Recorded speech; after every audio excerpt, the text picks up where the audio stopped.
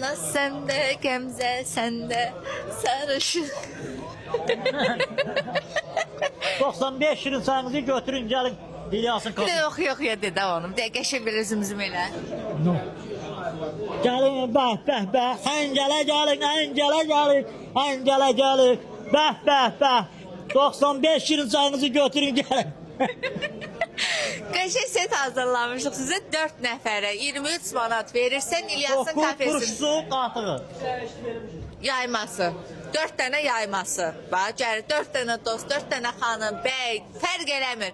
Ondan 6-ya qədər setlərimiz keçərlidir. Gəlirsiniz, oturursunuz, yeyirsiniz, içirsiniz, gedirsiniz. Her bir kəsi gözləyirik. 95 şirin sayınızı götürün. Saat 10'dan 18.00'a kadar. 18.00 nə eləyir? 18.00 nə eləyir? Kəsəmiz özümüz. 18.00 nə eləyir? Sen gelmiş kampanya. Bilirəm, 18.00 nə eləyir?